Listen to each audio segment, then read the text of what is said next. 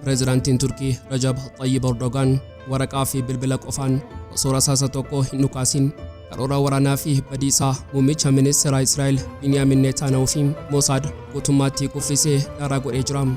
Netaaniyaahuun Kurdoota hidhachiisuun fincila kaaba Iraan irraa eegalee gara daangaa Turkii, Iraaqii fi Siiriyaatti bittinneessuuf yaad-rimee xaxamaa qopheessee ture. Kaayyoon isaa inni guddichi biyyoota kana hunda jeequmsaa fi waraana keessatti liqimsiisee humna isaanii laamsheessee ofii isaa abjuu Israa'el Guddittii yookaan dachee waadaa jedhu sana dhugoomsuudha. Erdogaan akkamitti shira kana fashaleessee iccitii isaa bal'inaan qabannee jirra. Guyyaa har'aa Jimaata Waxabajjii 26 2026 gaazexaan amanamaa fi guddichi Ameerikaa The Wall Street Journal gabaasa iccitii waraanaa isaa seena qabeessa kan utubaa impaayera warra dhiyaa hundeerraa raasuu saaxilee jira. Pentiigoon yeroo ammaa kana dhiphina hin eegamne keessa seenuun buufataalee isaa guutummaatti galoo galaana Arabaa keessaa guurratee baqachuuf qophii xumuraa jira. Bal'inaan isin dhageessisna. Dambaliin waraanaa haaraa tokko gammoojjii Arabaarraa osoo hin taane dachee Gaanfa Afriikaa, Galaana Diimaa fi Hulaa Baab Almandab irratti qophaa'aa jira. Har'a addunyaan ija ishee gara Yemanii fi Somaaliyaatti yeroo naannessitu hoogganaan Huutii Abdulmalik al-Huutiin akeekkachiisa waraana addunyaa qabsiisuu danda'u labsee jira. Israa'el humnoota waraanaa ishee Somaliland qubsiisuu ishee hordofuun Huutiin Somaliland haleeluuf qophii ta'uusaa akeekee jira. Guddaama Itoophiyaa dabalatee biyyoota Gaanfa Afriikaa hirmaachisu kana yoo xumuraatti nu faana turtan bal'inaan ni dhageessu. Qophii keenya laayikii gochuun jalqabaan affeerraa keenya yeroo maraati. Yooyaa ashama harka fuunee kabajamtoota dhaggeeffattoota keenya kun Oromia 24 Newsdha. Kanneen chaanala YouTube keenyaaf haaraa taatan subscribe gochuun maatii keenya ta'a. Qophiin keenya namoota hedduu biraa akka ga'uuf like share gochuun waliif qooduun dagatina. Haga xumura qophii keenyaatti turtii gaarii.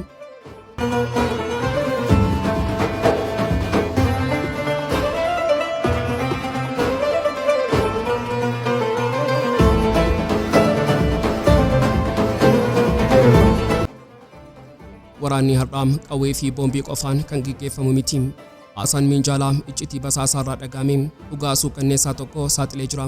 Pireezidaantiin Turkii Rajab Tayyib Erdogaan waraqaa fi bilbila qofaan osoo rasaasa tokko hin dhukaasin karoora waraanaa fi badiisaa Muummicha Ministeeraa Israa'el Netaaniyaahuun fi Mossad guutummaatti kuffisee daaraa godhee jira. Kuni tapha siyaasaa idilee osoo hin taane kuni morkii sammuu yakkamaa fi ijaarsa madaallii sibiilaa gidduu jirudha. Mee jalqabaa sammuu yakkamaa Netaaniyaahuun keessa seennee haa ilaallu.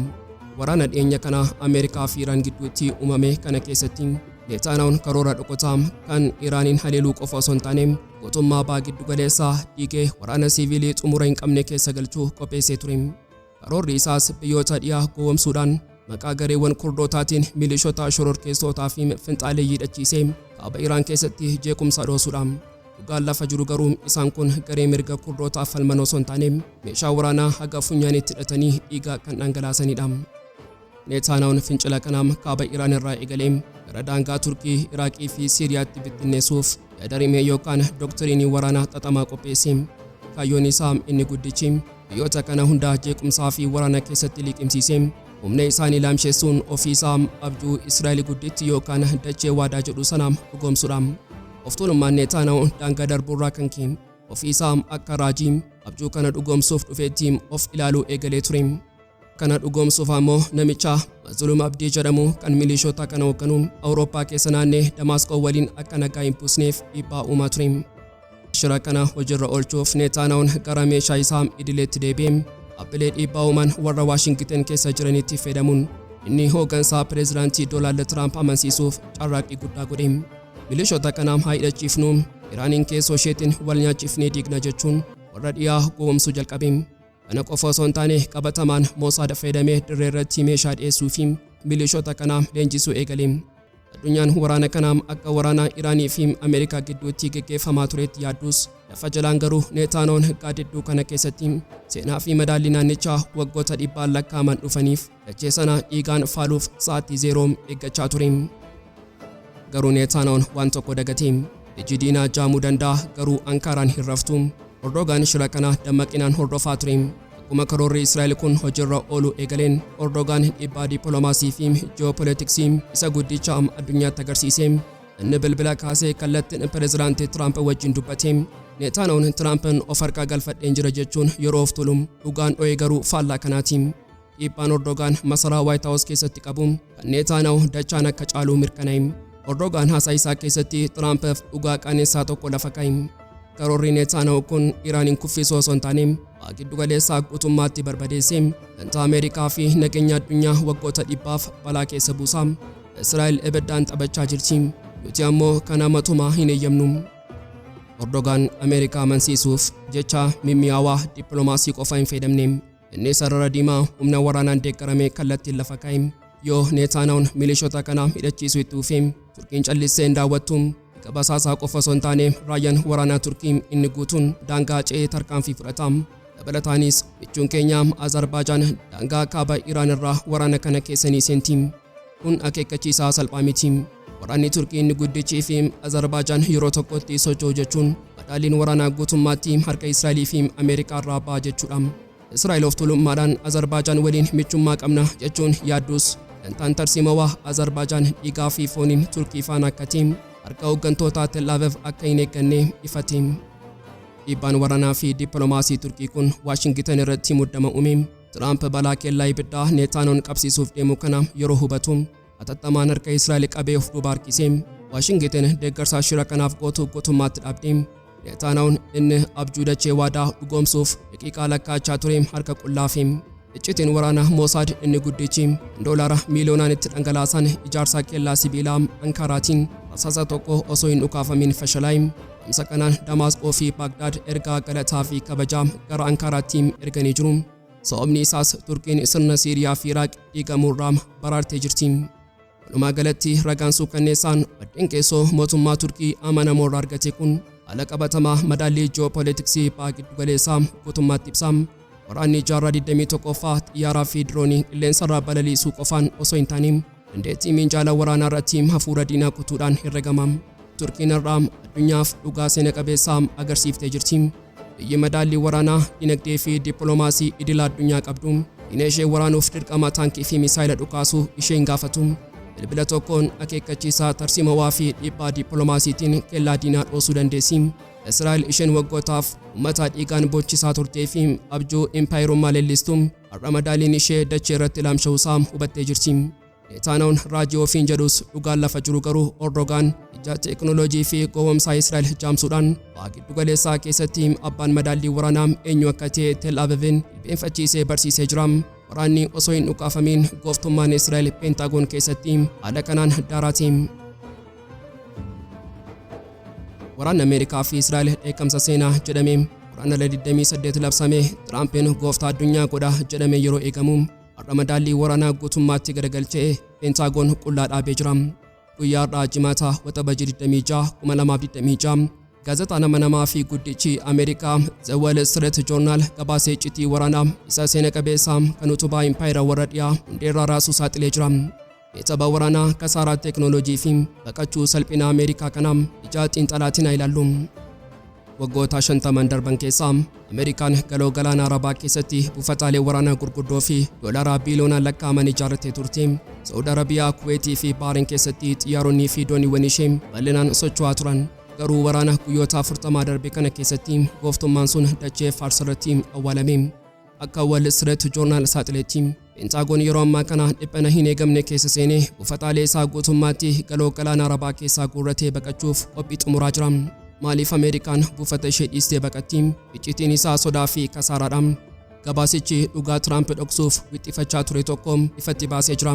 Erga waraanni kun eegalee buufataaleen waraanaa Ameerikaa Baha Giddu-galeessaa keessa jiran 20 ta'an misaayilota baalaastikii fi diroonota of ajjeesoo Iraaniin rukutamanii guutummaatti barbadaaniiru yookaan miidhaa guddaan irra geera.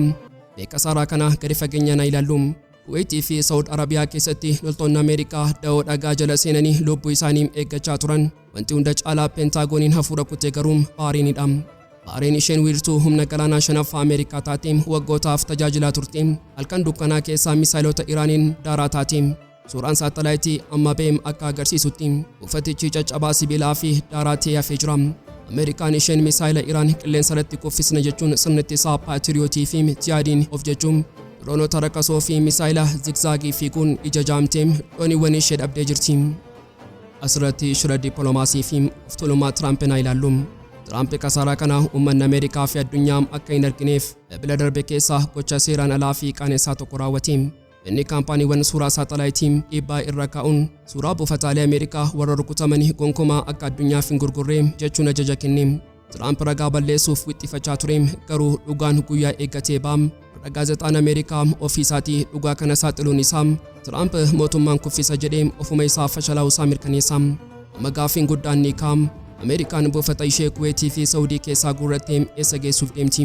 Deebiin Pentiigoon kenne qoosaa dhooftuu fi dhiphina xiinsammuu waraanaa agarsiisa. Akka gabaasichi jedhutti Pentiigoon loltoota isaa fi meeshaa isaa fageenya dheeraatti baasuuf karoorfatee jira.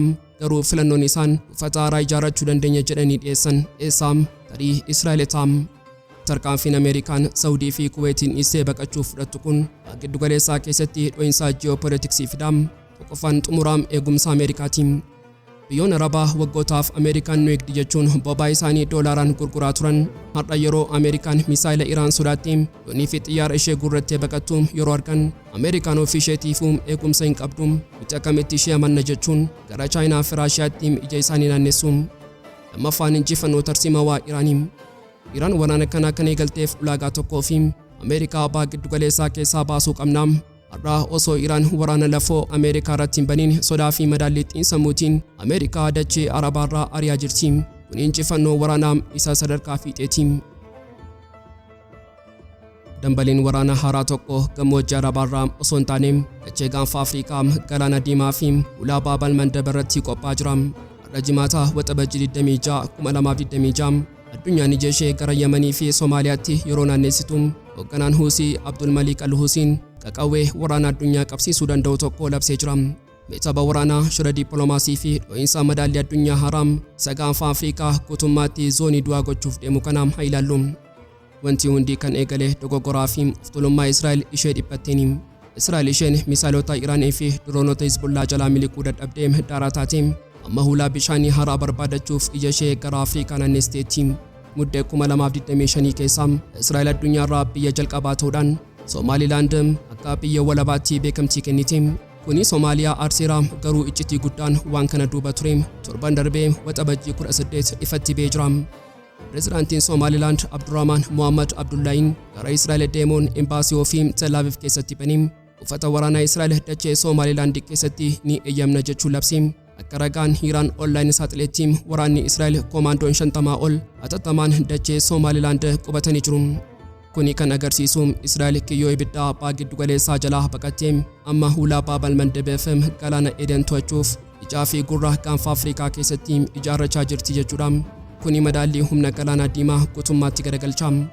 Garuu obomboleettii kana hunda duratti deebiin gootota Yemanii labsamee jira. Abdulmaliik Al-Huutiin namicha Ameerikaa fi Israa'el galaana irratti jilbeenfachiisee har'a akeekkachiisa lafee cabsuu kenne. Nuti harka marannee hin ilaallu. Israa'el isheen dachee keenyarraa fagaattee galaana Edanii fi Baabal Mandab to'achuuf yaaltu haaloo jabaa namuuf deemti jedha. Taanaan ajajaa olaanaa waraana Yemen Ali Hamud Al-Mushikiin dabalataan akka jedhan buufanni Israa'el inni Somaliland keessatti ijaaramaa jiru kallattiin Yemanii fi naannichatti waraana labsuudhaan bishaan Galaana Diimaa fi Galaana Arabaa guutummaatti ibiddatti kan makuu fi waraana guddaa kan dhoosudha. Maaliif Huutiin akkasitti dhiphate? Iccitiin isaa teekinooloojii fi basaasummaa keessa jira. Huutiin misaayilaa fi diroonii isaa dhoksaatii baasee dooniiwwan Ameerikaa fi Israa'el rukuta. Garuu yoo Israa'el Somaliland keessatti buufata raadarii fi basaasaa ijaarratte sochii Huutii hundumaa dachee Afriikaa irraa ijaan hordofuu dandeessi. Xiyyaaronni fi diroononni Israa'el dachee Yemenitti dhiyaatanii sakatta'uu danda'u. Kuni muddamaa tarsiimawaati. Huutiin zoonii of eegumsaa dhabee inni gara mana isaatti dhiyaate jechuudha. Mee amma dhimma kana Gaanfa Afriikaa fi madaallii addunyaa wajjin walaasimsiisnu. Waraanni kun waraana Israa'elii fi Huutii qofa miti. Gaanfa Afriikaa yeroo ammaa kana qabrii impaayirotaa ta'uuf deema. Itoophiyaan hulaa galaanaa barbaaddi. Soomaaliyaan abbaa biyyummaa ishee eeggachuu barbaaddi. Masiriin Itoophiyaa dhiphisuuf loltoota ishee Soomaaliyaaf ergiteetti. Amma immoo Israa'el dhufuun ishee Gaanfa Afriikaa guutummaatti zoonii waraanaa bakka bu'umsaa ta'ee jira. Huutiin misaayila isaa gara buufata Israa'el isa Somaliland keessa jirutti garagalchee dhukaasee waraanni sun dachee Afriikaa irratti dho'a jechuudha. Kuni daldala addunyaa isa duraanuu dhiphatee jiru guutummaatti laamsheessa. Biyyoonni naannichaa Eertiraa, Jibuutii, Itoophiyaa fi Soomaaliyaan waraana kana keessa dirqamaan seenu. Ameerikaan isheen nagaa fideera jettu ammas Gaanfa Afriikaa keessatti dho'iinsa misaayilaa keessatti of argatti. walumaa galatti addunyaan amma sirna waraanaa haaraa ijaan argaa jirti. Israa'el isheen Baha Giddu-galeessaa keessatti misaayila Iraanii fi diroonota Hizbollaa mo'amtee amma dachee Afriikaatti baqattee madaallii haaraa uumuuf dhamaatii. Garuu Huutiin diina keenyaa eessatti yoo deeme ni adamsina jechuun humna isaa qopheessee jira. Addunyaan amma misaayilonni Yaman warri Galaana Diimaa qaxxaamuranii buufata Israa'el sadachee Somaliland keessa jiru daaraa godhan kamitti akka waraana Gaanfa Afriikaa qabsiisan hafuura qabattee eegaa jirti. Waraanni Baha Giddu-galeessaa amma Gaanfa Afriikaatti ce'ee jira.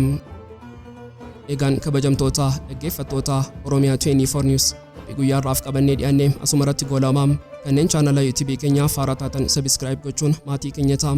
Qophiin keenya namoota hedduu bira akka ga'uuf like share gochuun waliif qooduu hin dagatinaa.